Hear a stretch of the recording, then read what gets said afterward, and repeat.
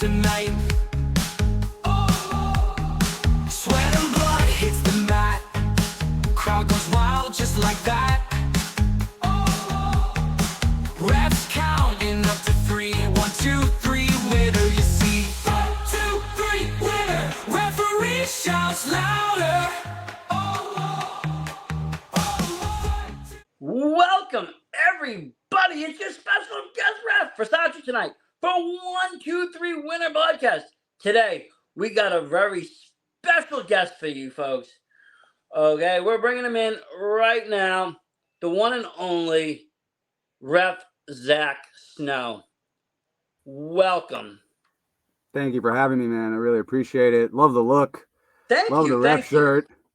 It's a nice shirt. I have to say, I've never worn a ref shirt really until I started doing this podcast, and they're very comfortable. Yeah, this is a dope idea. I love the, the getting in a different look into the wrestling ring. Very cool. I saw a couple episodes that have happened, and they're great. It's a really great conversation. I appreciate it. Looking forward to it. Because I've been doing another podcast, VSW for quite a while, a couple of years, since 21. Mm-hmm. Talked to a lot of wrestlers, had a few refs on, and I'm like, the refs are really interesting. I want to do something that's a little bit different. Let me just do a show with them. As well as, it's like a sister kind of a podcast. And I enjoy it because I get a different perspective of what wrestling is. Yeah, I think that's fair. So how long have you been reffing for? So I started, crazy enough, my first ever match that I reffed was in 2013. Wow. So like 11 years. Refereeing wrestling on and off here and there, working in like other parts of the business too. Helping guys break in the Bronx a little bit. Oh, word? All right, bet. Oh yeah. But yeah, so I am the Versace. I started out House of Glory in New York City. That was my first ever foray into wrestling at all. Showed up at a boxing gym on Wirefield Street in Brooklyn, well before Amazura or the NYC Arena. And it was me, Smiley, Gangone, New York Wrecking Crew, Quinn, a young Isaiah Cassidy, probably 15 or 16 years old. And it just sort of, I went obviously to train as just to break into wrestling, just whatever happened. And practice matches, and those guys were a little ahead of me for sure, still are. But practice matches at the school. And so I would jump in, and instead of waiting on the apron, for a tag, I would just jump in and ref because, you need a referee to make things kind of make sense. So you kind of went into the business with because I've been told is, it's kind of like boot camp, the basic training. It's kind of the basic training for everybody. You're going to learn how to run the ropes. You're going to learn how to bump. You're going to learn how to sell. You're going to learn how to do all that. And then you kind of figure out where you want to go in wrestling. You want to continue wrestling, then you're going to start to continue that kind of path. That's very true. Then you go the other way. Yeah, and I think all those skills, there are definitely referees at present that don't know those, don't have those skills. And I think those skills are very important. Positioning, pacing, being able to take a bump, being able to sell, understand the importance of your facial expressions, the body movements, selling to the last row. All that stuff is so important for wrestlers and referees. You're all part of the performance. Yeah, and let's face it. At the end of the day, the ref. Did I cut out there? Huh? Yeah. No, sorry. Did I cut out there? I don't know. I just no. StreamYard gave me a black screen for a moment. The video freezes a little, but the audio is all coming through. What I was gonna say is at the end of the day, I really believe that the ref is the third man in the match. Now they're not the seen man; they're kind of the unseen man. You have to have the weirdest presence. You have to have a presence. You're right. You have to have the right facial expressions. You have to do all that. You have to sell too. But you also have to do it in a way that you're not taking away from the two wrestlers. Yes, that's always, again, they're the ones putting their bodies on the line. We're there for, a referee is there to facilitate the wrestling match, to make it seem authentic, to add a little bit of, it's almost like a narrator, right? Like, again, if you go in not knowing anything about professional wrestling, you might think it's totally fine to choke your opponent or to punch him in the nuts or poke him in the eye. It's pro wrestling, it's fighting, it's street fighting. You don't know, you're a new fan. The referee's there to establish sort of the baseline of what this is. Because every promotion is different, but I mean, there is a difference between having a hardcore match or having a straight regular match. When I grew up, wrestling, any kind of interference at all, any kind of weapon, anything, automatic DQ. It didn't matter. Yeah. Everything was a straight wrestling match. Exactly. But you have so now different kinds. As the business has evolved, it has. I think the referee position has taken up almost like a live action producer sometimes, especially on television. Time cues, obviously wrestler safety, paramount. And, we've seen that go both ways. We've seen matches end early, not to throw AEW under the bus, but it is in my recent memory. Early AEW, the Alex Reynolds spot, it was frightening to watch. I mean, not for nothing. I saw a match not too long ago. I don't know, somewhere on the East Coast. You may have seen the flick. I don't even know the promotion, but the guy got KO'd in the match, and everybody just kept working it. The ref let it go. The wrestlers let it go. The tag guy let it go. And it's like, this dude's lifeless out there.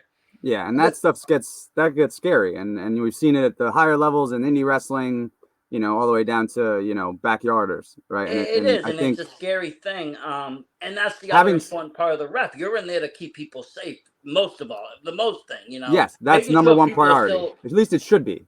It should be. That's what I consider my number one priority, is to make sure that these guys don't injure themselves. Again, bumps, bruises. I had a match, an excellent match, maybe 3 years ago, ref a match between Darius Carter and Eric Jaden for BCW in New Jersey. Really, or actually might have been in the Bronx. But the match was great. The match was excellent. Eric Jaden probably, I think, broke his wrist 4 minutes into the match. Just blocked a kick, like accidentally, like, just reaction. And we were, we had to have that conversation during the match. And I was talking to Darius, I was talking to Eric, and you kind of communicate between the two, and you make sure that things are, again, the match was great. It ended up probably going 18 minutes. But to be able to, have that kind of communication and trust in both, your opponent and the guys that are there to help you, is huge for the wrestlers and the refs. You're all trying to put on the performance for the fans. And sometimes it's you that has to make that safety call. You look at the guy, he's not responding right. You got to have to call the match a little early. Yes. And I've never been in the ring with a guy that's gotten truly KO'd. Again, that issue, that incident with Carter and Jaden with like a broken wrist, I think is probably the most injured I think anyone's ever gotten in a match that I've reffed. Well, that's good. I've had scary moments though. I've had ropes break. Teddy Hart doing a springboard moonsault, and the middle rope break, or the bottom rope breaks. He goes for a double jump, and luckily, again, thank God, it was the bottom rope and not the middle rope. And hey, he hadn't already started his flip. Again, you think of Hayabusa. And those ropes aren't nothing nice. They're hard metal straps and steel cables. Yeah, they are tight. So again, even the snapback can be dangerous. I've cut my hand actually one time on a. This is just how dangerous ring ropes are. People think they're elastic bands. I was reffing a show in Pennsylvania, and a single, probably half an inch long, a single wire popped out of the cable bundle and out the cover, like the rubber cover. And I went for a count, 1, 2, big kick out. I went and I got myself up and I ran my hand across the top rope. Oh. And from like the index finger all the way down, just completely sliced. ended up repping the rest of the match. There's a video online. I think it was Too Many Cooks versus maybe Kobold and somebody else. I don't remember. But it was like New York Wrecking Crew and those guys, Chikara guys. But I think I reffed the rest of the match with my hand in my pocket, and I had to. Everything else was left-handed, which was very odd for me for sure. But you just got to do what you got to do. Though. You're not expecting that, and again, Definitely not. Even out the shop, I mean, I think that was the one thing that surprised me because I've done like fantasy camps. I went to New England Pro Wrestling Academy for a fantasy camp.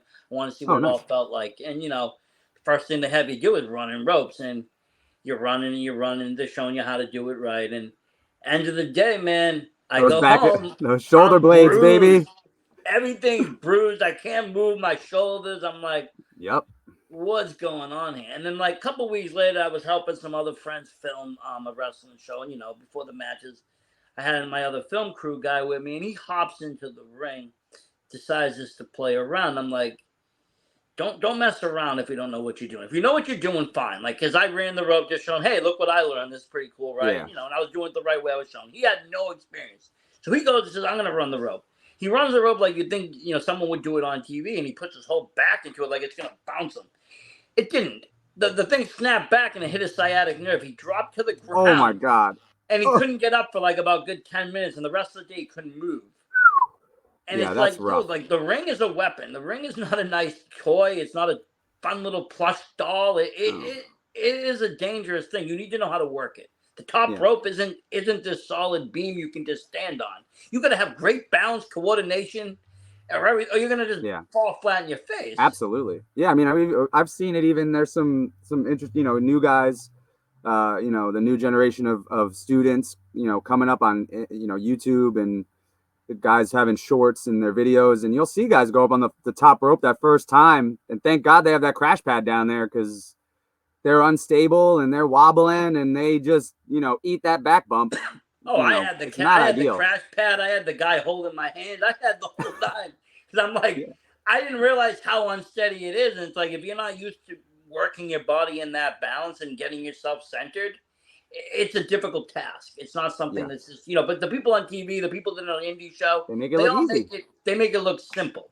And to the fan, it's like, I can do that. I can do any of this. I can go in there and do it all. It's like, no, not man, and then again, there's levels to it too, right? There's, I was never a real big high flyer. I come from a mixed martial arts, amateur wrestling background. Trained in Thailand for a little bit, in Muay Thai and Brazilian. Nice. And have had some fights and done some tournaments and stuff like that. And then I, went into pro wrestling, and then you get to a wrestling school, and I see a guy like Mark Quinn, who everything he does, he's floating an inch off the ground like it's magic. The body control and his ability to utilize the ropes, to 630s and 450s and shooting star presses, just effortless. Even, and again, like even half the, 90% of the students that are wrestling right now, are can't touch that guy. And it's, there's just, again, there's levels to it, and you got to find your voice, so to speak. And I think it also, physical voice. It's what you're used to. Like you said, you're coming from like a Muay Thai kind of background. Me personally, I tried to go the pro wrestler, but I was very small at the time. Well, I mean, I'm still small now. I'm only 5'8", but they weren't looking for 5'8" wrestlers at that time. It was like Brock Lesnar was breaking in. People wanted big dudes. I didn't look like a wrestler. I was really skinny, so I went into like boxing, because boxing was by weight, and I got into that. And the training for boxing, talking to a lot of wrestlers later, not so much the ring work, but the leading up to your match, sure. The conditioning yourself for a match, getting yourself breathing in control, getting yourself in control. I think that's something that's been lost. From not really in the business, but like from like an outside looking in. I remember seeing, watching tape back in the day, watching promos. Ric Flair, like especially in like the late 70s, early 80s, would always talk about how he was the most conditioned athlete. The best conditioned athletes in the world were pro wrestlers. They could, again, that's where all night long, that's where that comes from. That comes from the fact that he would wrestle a match and then brag about sleeping with a woman for all night and being awake because he was so conditioned. Like that's And all not where to that mention comes the match from. was an hour running too. And that's sort of been lost. Yeah, exactly. Well, He would do an hour Broadway, and then go out to the bars, and they would see this guy that's, not even sweating, like barely sweating. You know what I mean? And that's again, part of that is the work. You're working with your opponent, so you're not really going after it like I you would heard in a that he mixed was martial arts match. legitimately, but I heard he was in legitimate shape and condition. Unbelievable. 500 squats every day. 500 squats every morning. And that's the thing. Running. It doesn't get talked about enough, I think, what people put in for that part of it. But the reality is, it doesn't matter if it's boxing, wrestling, whatever you get into, whether it's a real, fight, whether it's, you're doing, a stage fight, whatever it is, doesn't really matter. It's all adrenaline. It's all energy, adrenaline, fear, anxiety, everything all at once, excitement. And all that does is just take your energy away. Now, if you take that away, you don't know how to control your breathing and everything else. You're going to gas yourself out in the first 2 minutes. And then, after that, you're tired. You're dead to the world the rest of the match. Yeah. I've seen a couple guys, luckily, again, nobody's really I've really never seen anybody terribly injured from something like that, from someone, gassing out, not having it, trying to overextend. But I've definitely seen videos for sure. You see people all the time, guys in the Midwest or in the South and small promotions, even in New Jersey, small promotions, that probably definitely need to hit the road or hit a treadmill or something. I've unfortunately even kind of been to things. Like I said, filming for some smaller shows and stuff. You get involved sometimes. They want me to do spots, and I'm no wrestler, but whoever I'm working, one time I had to work somebody, and they it was supposed to just be like a 2-minute kind of thing, me and him going back and forth. I'm like, look, I'm a boxing guy, I can throw some punches, whatever. Yeah, and the other guy, the main guy, was supposed to come out and save me, so then I wouldn't have to do much. Well, the other guy missed his cue, so me and this kid got to keep going. So we're triggering now, and then all of a sudden he tells me he forgot his inhaler, so he starts wheezing because he's having an asthma attack. And I'm sitting here green as shit, not really knowing. The ref is green as shit. I'm putting him in a submission move, and she goes for the tap. So I'm like, okay, we gotta. I'm just like, I know a few of them. I'm like, we're gonna take this home now before somebody gets hurt. So I'm just like, I take the pin. we go. I pin him and we're done. I go in the back. I'm like, he's like, was I supposed to come in? I'm like, dude, you were supposed to come in 10 minutes ago. You shouldn't have came to work today. I don't know where the ref came from. I'm like, this is insanity. But yeah, without again, you need to have a leader. Every match has to have a leader, someone that's, again, you're telling a story, right? And the ref is never the leader in that story.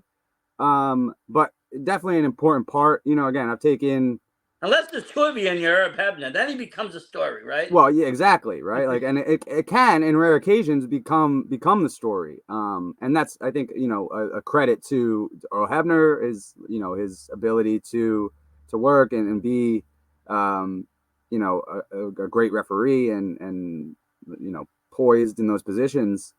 But somebody has to lead the match. Somebody has to be in there. Yeah, you have to have somebody, and then I think this is too.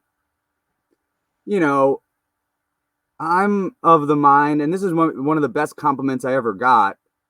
And any referees listening to this podcast that are breaking in or new or whatever, go over the matches that you're refereeing. I know it's not always possible. I've reffed a whole card before by myself plenty of times, and in that case, you can't really get all the details you would want about the matches, of course, right? You get a finish, you get maybe, is there going to be anything crazy? Is there going to be a hot start or whatever? But and then you get the kind script, you at least know somewhat what's coming. Yeah, right. You're going to understand what's going on. But in a regular show, 6, 7 matches, 2 or 3 referees, you might have 3 matches. I should know everything that's happening in that match so that I know where to be and why I'm there. So because I know what's happening next too, right? So, it was a compliment from Johnny Gargano. He was wrestling Anthony Gangone for House of Glory at the at the Elks in Elmhurst. Nice. The ECW Elks, or well, down the street from where ECW used to run.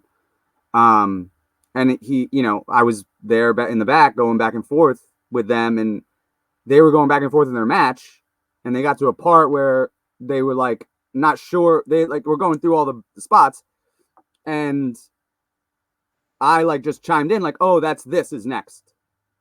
And Johnny was like, our match? And I was like, well, yeah, I'm reffing it. Like, yeah.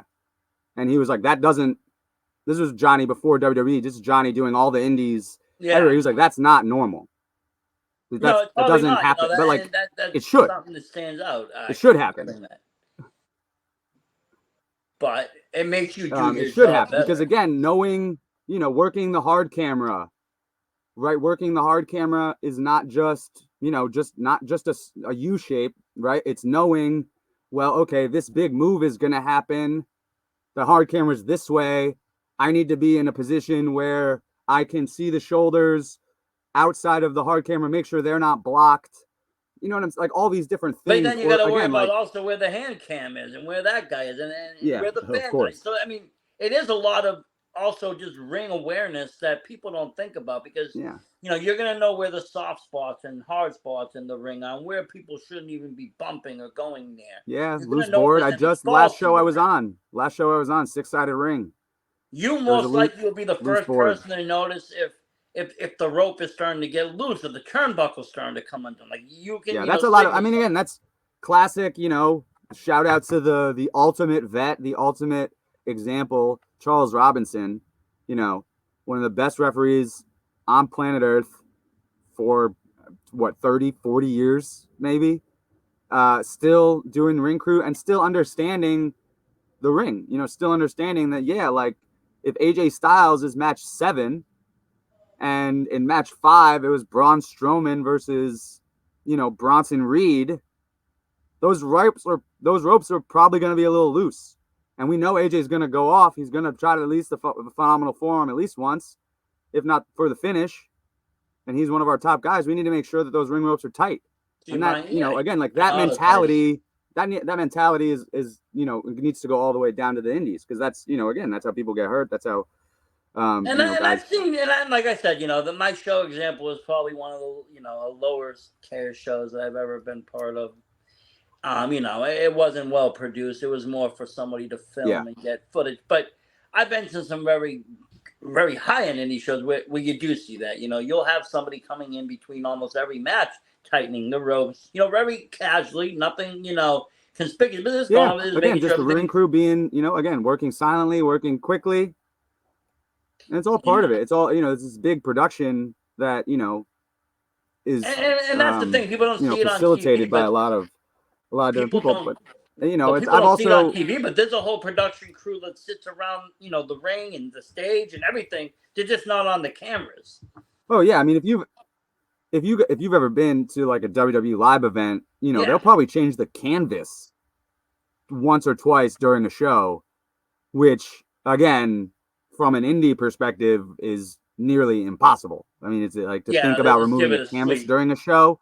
So just imagine the logistics and the production operation is just massive on that scale. But AEW again, a little bit more of like a well produced independent show in that aspect of it, where it's more about the wrestling. It's more about the matches themselves than it is about the pomp and circumstance of things.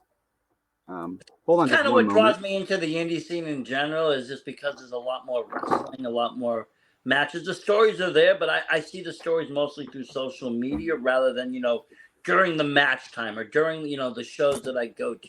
They're not doing these long segments and all these other things. If people are there on the card, 99% of the time they're fighting. If they're not fighting this month, that means they're there to fight next month. No one's really there just to do segments. I go to Limitless a lot, Beyond, all these places. Their storylines get told outside the ring on social media and kind of just, through other ways where, a lot of the televised stuff, I think that's important. I also think, I do think independent wrestling could benefit from a consolidated narrative within events. Like a classic, like like an Attitude Era Raw would have an opening segment where something happens and then builds to a main event, and there might be a mid segment that. Oh yeah, you have that. Like I've been to shows where in the beginning, you'll have the champion come on, you'll start to talk, and you'll get challenged right exactly. away. Yeah, no, I think that the main event of the night. That could definitely be utilized more. I think that sort of very concise sort of storytelling. But because sometimes you get these indie shows that are these dream matches. Cinematic stuff should be, I think, saved for like the internet rather than shown on some screen, in a hall. It would be kind of weird. Absolutely.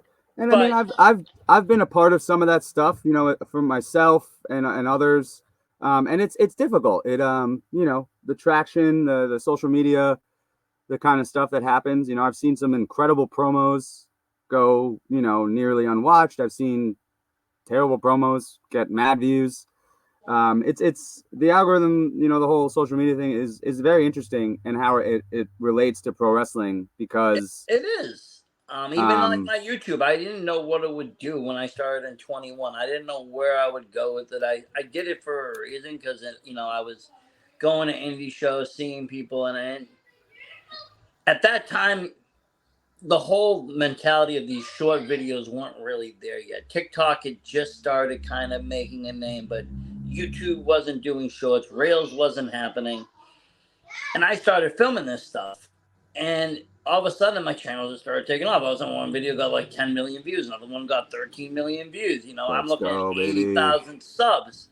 It's just growing and growing and growing. And people are watching from all over the world. There's indie scenes in the shows that I'm showing, And it just grew into something that I was just like, wow, I would never expect wrestling to be like that. But then again, I was at House of Glory for 5 years. And I think, by the time I left, we were probably around 30,000 subscribers. And I think it hasn't gone much higher. But because, again, those matches, that company production wise is excellent. I don't have enough good things to say about them. No, they were great. Things didn't work out, on my end. Just, it's a whole other story, maybe for the DVD special, like MDK and I used to say. We always used to say for the DVD, rest in peace, Matty Travis. But no, overall, I want to shout him out. The matches and everything was on point. Yeah, and it really, and again, it's tough, even beyond, to a certain extent. You would think would be on the level of Ring of Honor, or they could, but I don't know what sure, there's like a I don't know. But it's interesting to watch, the wrestling landscape, because I've sort of stepped away. I mean, Limitless just, for their relocation land cup, Randy Carver Jr., he took a risk. He went into the Coliseum. They dragged in 1,200 people. That's a good number for an indie show. It was wild in there. I went out there live. That's awesome. It was like, it was like a WWE house show. It was wild. I mean, I love Randy. I've known him probably 6-7 years now. He used to come down to a lot of the stuff in like Westchester and New York. Yeah. He's awesome. What an incredible promoter, a great guy.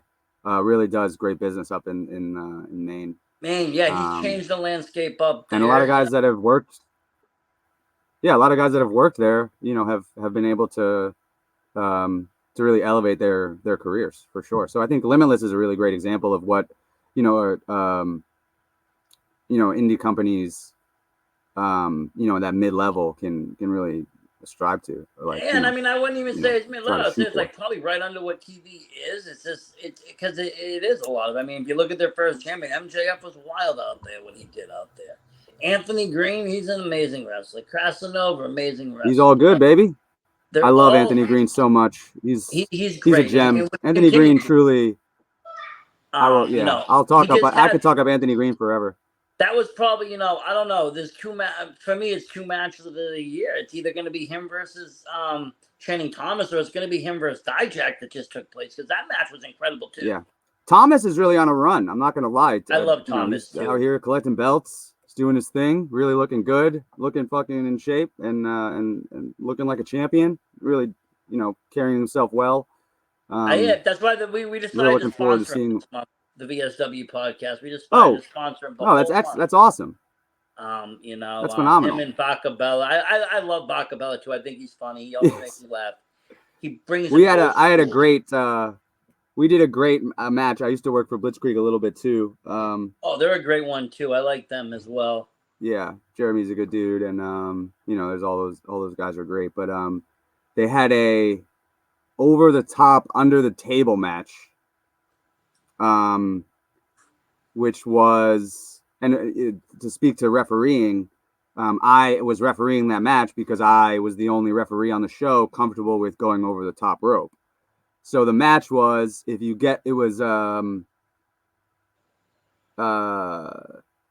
tag team, which I think was, now I'm not going to remember anybody's name. Troy Stevens and shit. But Mark Sterling was in the match.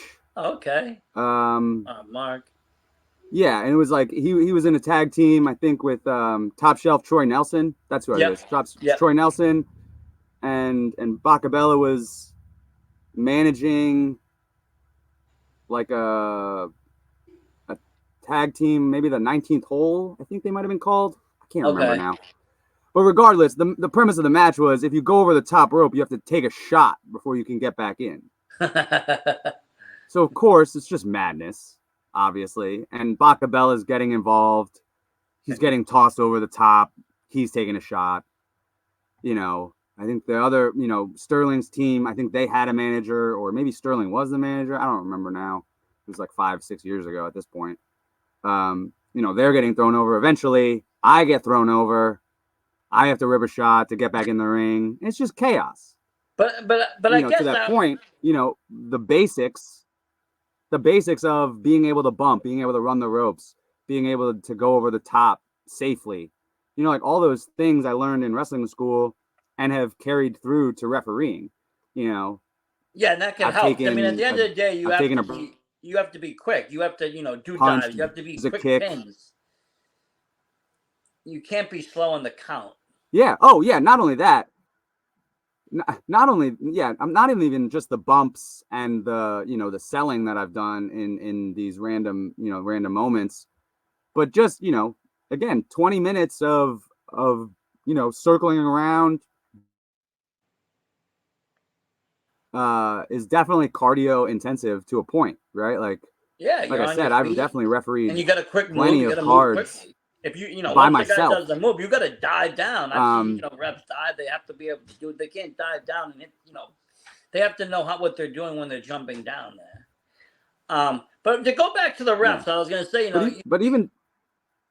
Yeah. Oh, go ahead. Oh no, I was gonna pitch to you. My bad. Oh, I was just gonna say, you know, going back to the refs, you know, that's one of the people that I was just gonna pitch to you. A lot of times that you know, that the ref will have an interaction with in the night due to like the storyline. You know, like the ref is going to interact with you because, you know, they're going to distract you, and how you work with that ref and the ref works with the manager, it kind of, you know, makes a good story. Yeah, I mean, I think, you know, again,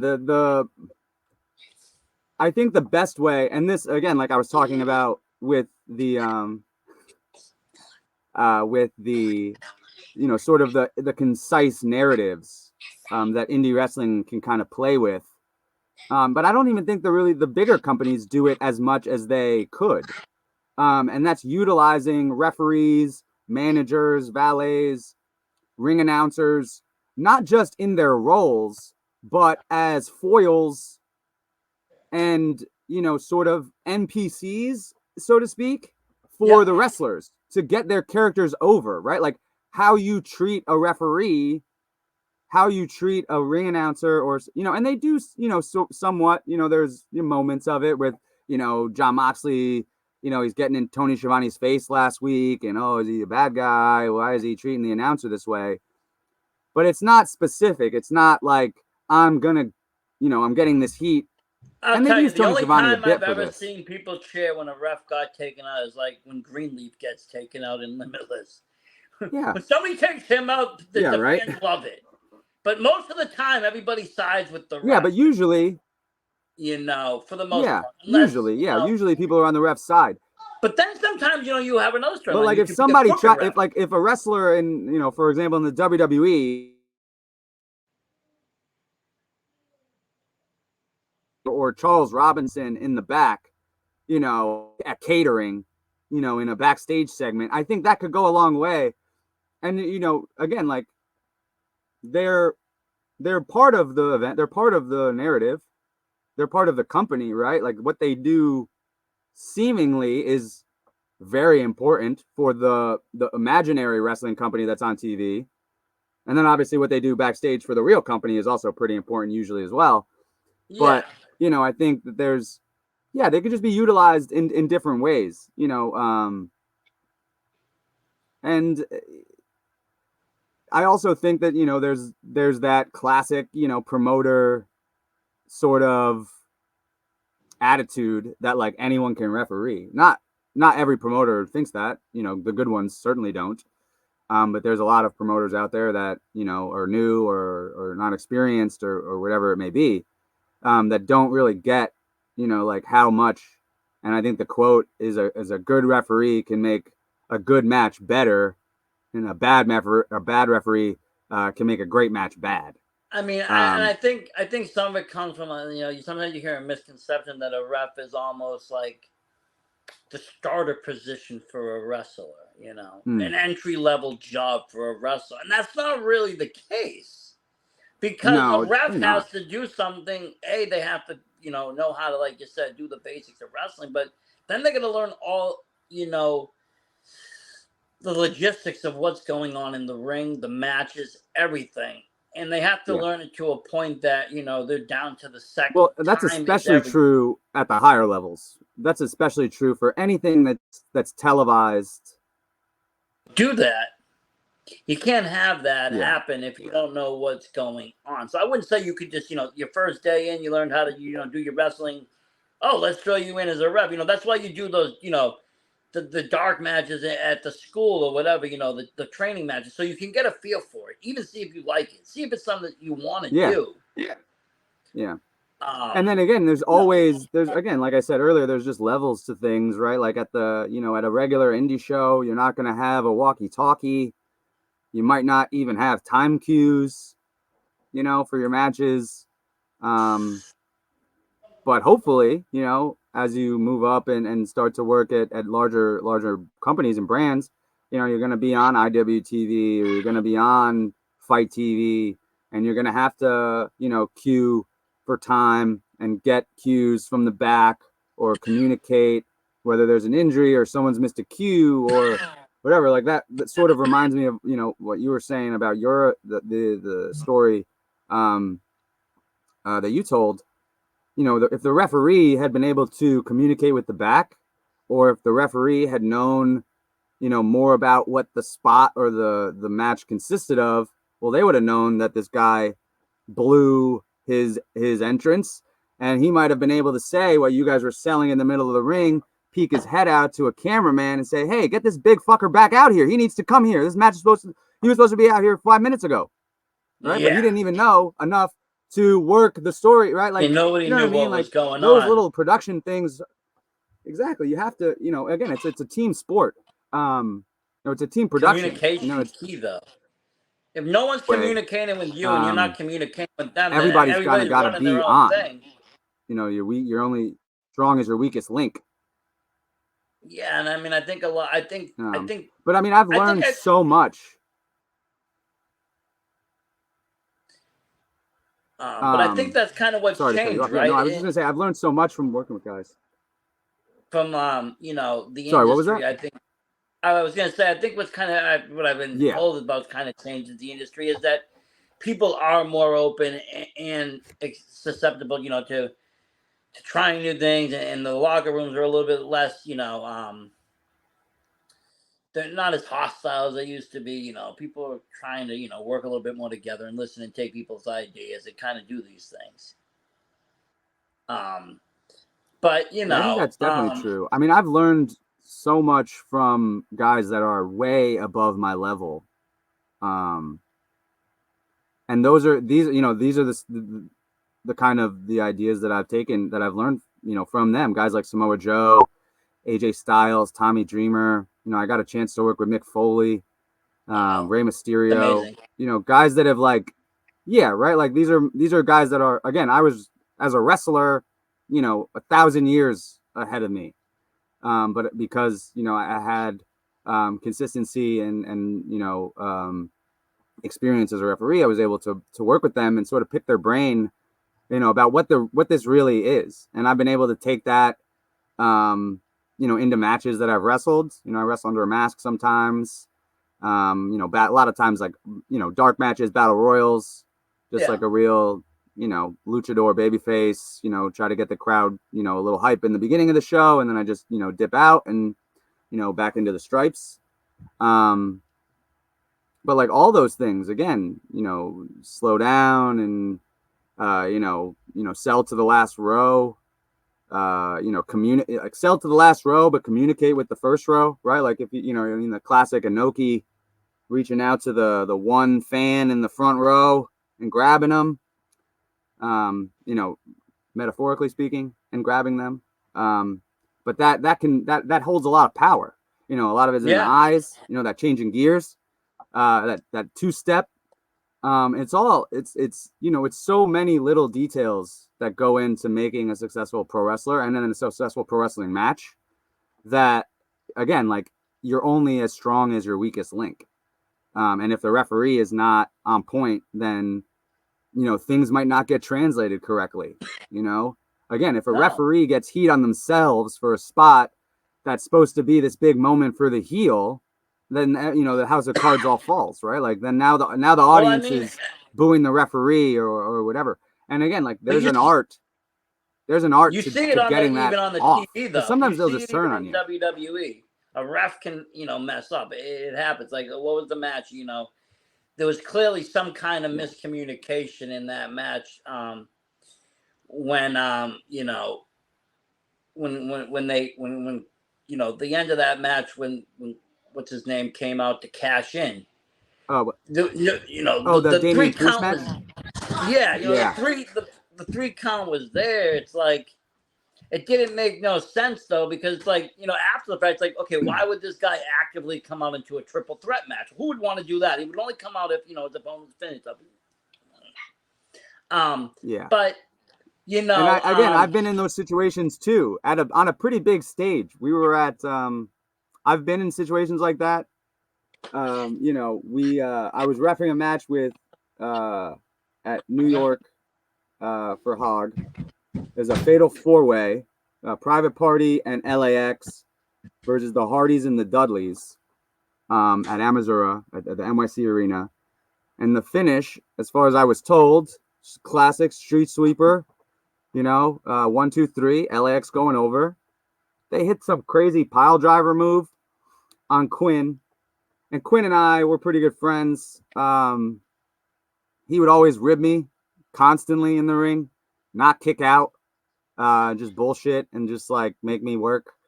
And so but this time it was the finish. It was what they had changed the finish, they didn't tell me.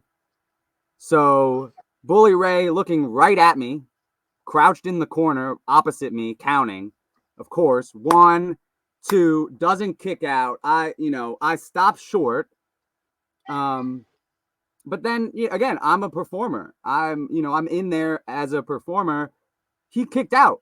I'm right there, right? So I check his shoulders. I do the thing, 2, right? And Ortiz, and the crowd is like, "Oh, did he kick out? I don't know." It's an instant for them, right? Like, you watch it on video, you can rewind, but live, it's an instant, right? So you got to remember that, especially, again, like, that's part of it too, right? You got to kind of know where you're at.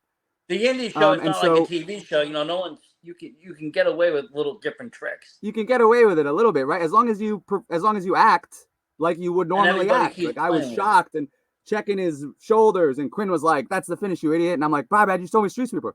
So Ortiz gets in my face, right? And he's like, "Yo, that was the finish."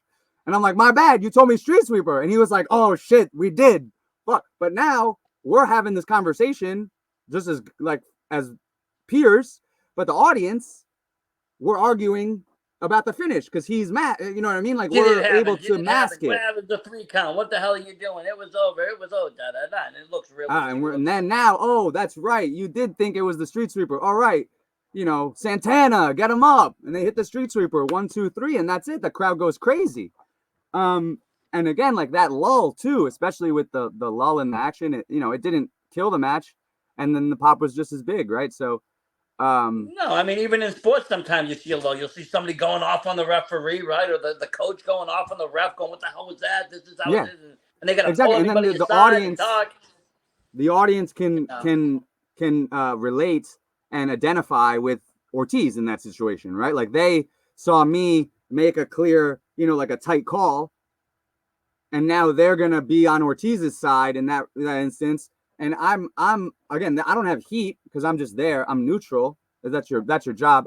Hopefully, is to be able to diffuse that situation and stay neutral. Like, oh, it's 2, bro. Like it's not me kicking out. It's him. Like it's not. You know what I mean? Like, what are you gonna do? So it's like, word, hit him with your best shot. And so they, you know what I mean? And I had I had a great conversation. But like even like I said, like even sometimes like now you see like Logan Paul, I don't know, like he's saying that his foot was on the rope. And if you go back to the match, his foot was on the rope at the end of the match. So I mean, I don't know if it's part of the story or if it's just something they forgot or if it's just something they're gonna forget about. But if his foot was on the rope, it's probably part of the storyline. I've definitely seen, and again, is this a rule? Is this not a rule? Do we care anymore? But if your foot is under the rope, that also counts. It's also out of bounds. So like there's been a lot of guys, will a lot of vets you'll see if somebody's too close to the rope, they'll gather that arm. Or they'll hook the outside leg to pull so it that back they won't in. to bring it back in, exactly, because they're out of bounds. It's those little things that referees and wrestlers can take advantage of. But there's not really a universal set rule anywhere. No, zero. No, but I mean, yeah. Again, if you go back far enough, 30 years, you get disqualified for throwing somebody over the top rope. DQ. You might get disqualified. Bill Watts in Mid-South, you get disqualified for coming off the top rope. Not even a 5 or 10 count. Just if you fly off the top rope, you're disqualified. So like those types of things. But again, those, I will say, those might not translate to the modern audience, but the idea that there are rules that are known by the audience that are then utilized as narrative devices, not constantly, but in certain circumstances, right? Like if you have a rule that says you can never go off the top rope, well, okay, then nobody's doing that until someone does, and now that's a big deal. And I think taking those moments, like taking that kind of concept, I think, again, modern wrestling could definitely borrow. But how do you work it? That's the bigger issue there. Oh, sorry. Got little ones too. My kid's dying to get to the park. No, yeah. 4 minutes. Sorry about that. Where were we at? Oh no, we were just talking, about sort of the narrative. I was saying the rules, and again, the old rules might not translate to the modern wrestling, but I still think modern wrestling can utilize the idea of rules being important. And I think, for example, that the AEW should really emphasize the fact that punches are illegal. They don't. And I think they are. Closed fist. And that was a big thing growing up. You're constantly seeing guys use forearms. 80s. Yeah, the open hand, right? You're constantly seeing guys use the forearm, the elbow, or the slap. But very rarely, if ever, do we actually see a heel utilize the punch in a moment where that's, the referee is looking away, big, clocks him. But again, you have the biggest babyface in the company whose finish is a punch. So does it matter? You can't really utilize that move. You know what I mean? But being a long-term fan, you do notice it, the transitions, and you're like, okay, wait a minute, what happened to that rule? What happened to that rule? You'll see people, I don't think it's necessarily detrimental to the matches themselves, but I think to structuring narratives that people can get can relate to. I mean, when I right? grew Like, up, there was a lot more countouts too. I remember a lot more countouts. Yeah. People getting counted out. Those 10 counts were on time. Yeah. Champs would actually, utilize the fact that they had to get beat. So if they would cheat last moment, you'd have an hour banger match, and then they would cheat the last moment just to retain the title. Yeah. You don't see that often. Nobody utilizes those things anymore. Yeah. Well, like I said, again, I think that those narrative devices, again, stripping away things without adding them, right? So, okay, you got rid of some rules, but you've never added any rules that broken in this new format. I think AEW, not to continue harping on, but I just watch it the most. Yeah. I like AEW. Same. I mean, again, I have a lot of friends that work there. Tony Khan's taking great care of them. And that's I like the thing. product. When AEW came around, things didn't feel so monopolized, and I got to see a lot of the people from my New England area get to work there and go in there, and friends go there, and people go there that I got also, to big shout out to the NWA. They've had an incredible 2024. Right? Big shout out to Brian Idol. He's been really making waves, working in Puerto Rico, partnering with smaller promotions, getting a deal with CW. They're on the CW, the digital CW, the app. You can watch NWA on there. And just, again, that's a guy that I've known, Brian Idol, since maybe, my first year in wrestling. He was actually working. He was like renting school space from House of Glory at the time, or a little bit after the first school, second school, whatever it was. But they worked together. Brian Idol, I think he had a different name, which I will not say. Easter egg for the fans. If you know it, you know it. But Brian Idol was there, and to see his growth, into the NWA, has been awesome, right? Like he's, again, persistent. Some people forget that there's more than dedicated. just WWE. That there is a lot of other promotions, even things like MLW is starting to. And what I love, MLW, great, yeah. What I love about, again, guys like Brian and even the NWA as a whole is that it's a different style. It's proving that you don't need Will Ospreay and Mark Quinn to draw crowds in 2024, although they're great and they will draw, right? Like those guys, Kenny Omega, right? But again, Bryan Danielson's the champion, and Bryan Danielson, traditionally a ground wrestler, more of a kickboxer, and I think that's sort of that mentality, bringing that back into it is huge. But yeah, I mean, I think that, with big, like the company's growing, social media really popping off with wrestling, it getting back into the zeitgeist. We're in a boom era, though. We're in a boom era, like a renaissance era almost, and I love Absolutely. it. I'm here for it. Well, and like I was saying, while you were having technical difficulties, I did all my social promo. So if you want that at the end, I cut my. I'm gonna ask you for you again, anyways. Probably. Hell yeah!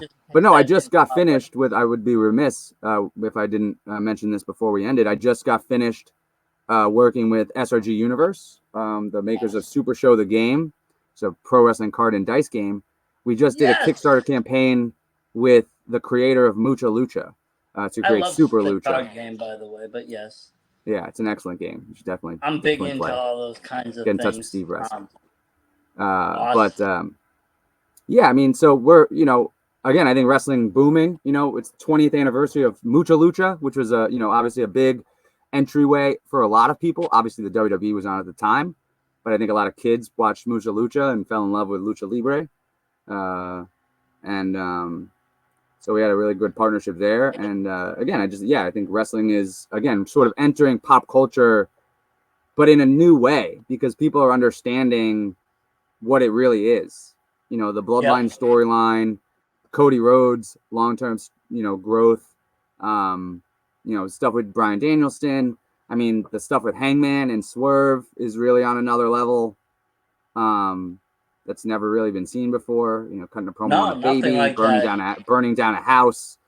It's madness, but it's amazing. No, it brought it back to almost like when you seen Brian Pillman at the end of the show waving a gun. It's like that's the level you're bringing it to now. Yes, absolutely, and I think that's what wrestling really needs because again, people have been not spoiled, but we've been gifted television that's been excellent, Breaking Bad, in the realm of the last 2 decades, whatever it is, Breaking Bad, The Wire, The Shield, West Wing, It's amazing 24. stories being told on TV. Yes, the I'm a big tension, the Breaking Bad fan. I can't drama. say enough good things about that, but yeah.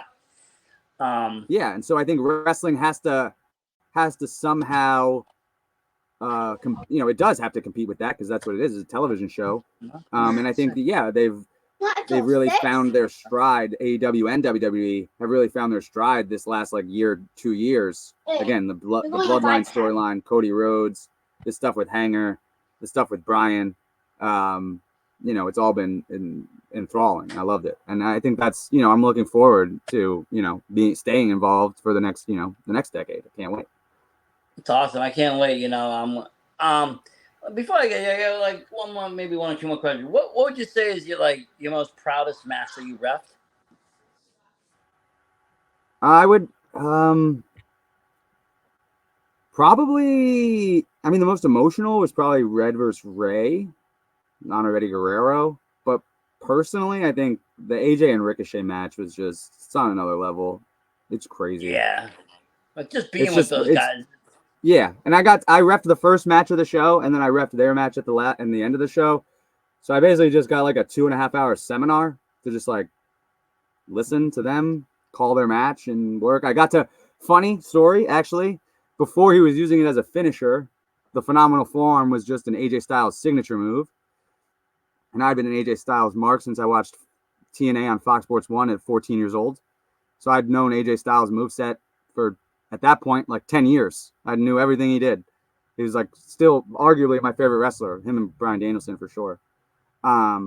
So he was working with Ricochet. They were on the outside, going through the match. They're like, oh, we're going to be on the outside. I'm going to do this, blah, blah, blah. I'll roll you in. And he was like, what should I, what do I do here? And I was like, oh, you do the springboard forearm. And he was like, yeah. And I'll take that win. Again, it's nothing, to most people, but to be able to be on that wavelength with, again, someone who I looked up to since I was a teenager, was really a cool moment. And to be able to, and then now to see him use it as his WWE finisher, I don't think I had anything to do with that. I know I didn't, but it is a funny coincidence that is, what happened. Yeah, definitely. Did you ever find it hard to kind of control the fan side of it while in the middle of a match between two idols? Oh, sorry. Did I ever find it hard to what you just cut out at the last second? Did you ever find it kind of hard to control the fandom, being in the middle of a match with two idols? Not so much. I mean, wrestling fans do have a reputation of being a little wild. I was not at a show, but a company I work for or have worked for in the past, Cosplay Championship Wrestling, they had an issue last year, and I actually was out of town not working with the show. And if I was, I definitely would have gone viral, because some YouTubers just jumped the ring and thought that would be a good idea. And they got handled. They got handled. They will, though, and that's the thing. You can't. I mean, yes, I'm talking to you now, but that doesn't mean that I can just hop in your match. Yeah, no, not okay. You wouldn't do it in another sport. We don't know who you are. No, and if you went into a basketball court, if you went into a football field, you'd either get arrested or taken out in a stretcher. One or the other is going to happen. In wrestling, most of the time, you'll know that you don't belong there. Yes. Absolutely, and I think they were. Nobody knows, at least at the very least, escorted out of the.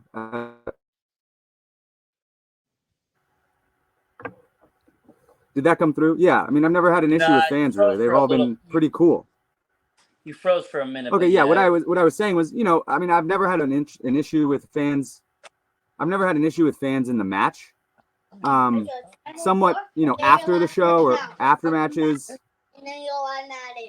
there have been guys, might be trying to get in the locker room or get a signature or looking for somebody, kind of run interference, especially at shows when, there's maybe a bar attached or an after party or something like that, but nothing crazy. Wrestling fans have mostly been cool. I've had great experiences. Yeah, I mean, I do. Seen a I couple of, like. I mean, I find for the most part when I go to an indie show, it's almost like walking in with family. Like people are there for the general cause of it. You know, they're there to support things. They're not there to really start fights and trouble. yeah, And I can exactly. Yeah, I appreciate think that. that You know, that story about the guys running in, that was at a convention. That was at Kineticon. So I think that and that atmosphere led to a little bit of chaos. And honestly, we live in an age of social media where the 15 seconds go viral, and if somebody can pull it off and get away with it, and he was able to do it and didn't get arrested, like he could be a celebrity somewhere, or somebody be, millions of views. On 4chan, maybe, yeah, on Reddit. Maybe, but that is what people's mindsets get into sometimes, and it's like, yeah, you got to think true. about the big picture. After that 15 seconds, there's going to be a lot of pain and suffering. Yeah. But yeah, that's great. And I really thank you for coming on, talking again. Yeah, thank you for having me, man. Wealth of knowledge. I could This is a probably great have you on for conversation. hours, Just, about wrestling philosophy a little bit. Yeah, I like that. I like talking about that. I like seeing that kind of side to it because, it brings into it when you go to a show. It makes you appreciate it a little bit more because you know that there's been some planning behind to make it all work. Yeah, absolutely. Yeah. And I think that's today, though. Absolutely. Oh yeah. On Instagram, you can check me out. Zachary Snow 1 on Instagram. Zachary Snow 0 on Twitter. You can follow me on Facebook. Just Zachary Snow. You'll see it's like an athlete, like a page. Nice. Like I said, check out SRG Universe. I work with them pretty regularly. It's a pro wrestling cards and dice. Again, we just released the 10th anniversary box set. So check that out at local retailers or online at supershowthegame.com. And then I said, I was going to say, where can I find these things online? Yeah. Supershowthegame.com. We have independent wrestlers, some, legends, Raven, Brian Cage, Matt Cardona, all just got released, and Sami Callihan as part of like our stipulation deck releases. So they all came with, they're all like hardcore. There's Deathmatch King Matt Cardona, Brian Cage as for cage matches, Raven, of course. I gotta see if it's the same one I play. It might be. I certainly hope. I wish it. That would be awesome. I would be super hype. I don't know if it is or not. This one, it might not be, but if it is, I'm gonna get into it. This one it says Super Card. I don't know if it's Super Card. No. So it's super. Wait, let me see. Does it look similar? No, to that? It's Super Show. Super Show. In Super Card, the wrestlers are like cards in a deck.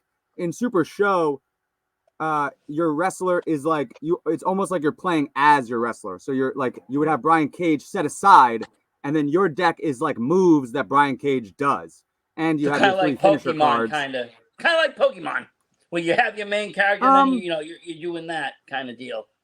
Sort of, yeah. Yeah, exactly. But like it'll be like all the cards are like like headlock, drop kick, punch, and then eventually you're trying to hit if you're playing Brian Cage, one of your cards is the drill claw, or the Brian Cage combination. And so I'm a that Cage card fan in itself. You'll definitely have to go check it out. We're trying to get Steve Dumang involved. Sami Callihan, former world champion of the LFF. He won the world championship on the Jericho Cruise. And then defended it, I believe, 3 times, including flying out to Nashville, Tennessee to defend it. The game is a blast. Hopefully we'll be at New York Comic Con. I will let you know. I do expect that we will be there. Nice. What you do, like PAX Unplugged. We'll be at PAX Unplugged in Philadelphia in December. We were just at Origins and Gen Con in the Midwest over the summer. And yeah, I mean, like I said, it's the 10th anniversary. We partnered with Mucha Lucha creator Eddie Mort to create Super Lucha. Which is like a new generation of the Mucha Lucha universe. So that's going forward. That was just successful on Kickstarter. We did about 65,000 on Kickstarter. And so hopefully we'll be able to get that into retail stores soon.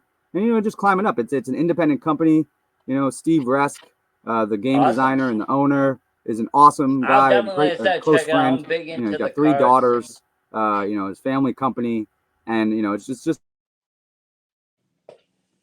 That's great. I can't wait, like I said, to check it out. I'm going to go check it out tonight and see if I can, There's independent wrestlers throughout. If you wanted to spend a ton of money, you could find an AJ Styles online for probably $500. That's not We got bad. AJ That's for not like a bad. minute. It was crazy. We had one run of Really? AJ Styles. It was like October, and then he got signed in January, and then Wow. all she I gotta wrote. look Same at with these because Kenny like I as said, I'm a well. big Brian Cage fan. He's one of my favorite wrestlers. But yeah, gonna have to Awesome. check Yeah. it Who out. Check better? out all the fun.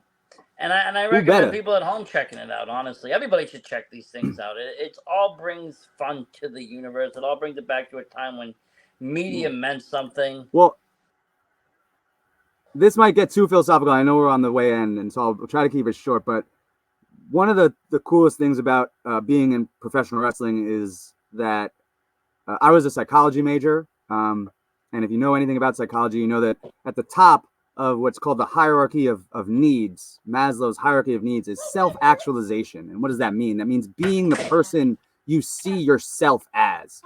And through 10 years of pro wrestling, I can say without a shadow of a doubt that there is nothing on planet Earth that is more guided to self-actualization than pro wrestling.